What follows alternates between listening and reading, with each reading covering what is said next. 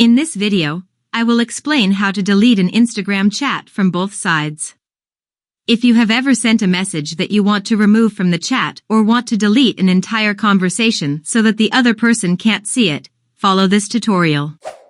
This simple process works on all devices, whether you are using an iPhone or Android.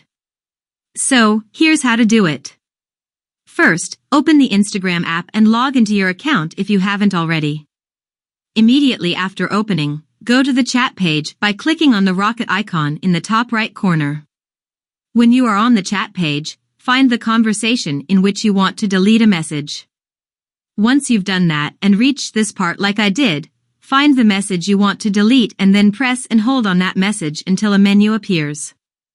In the menu, select the Unsend option, which has a trash can symbol next to it. And that's it. If you enjoyed this video, don't forget to like it, share it, and subscribe to my channel for more similar tutorials. Thank you for watching, and see you in the next video.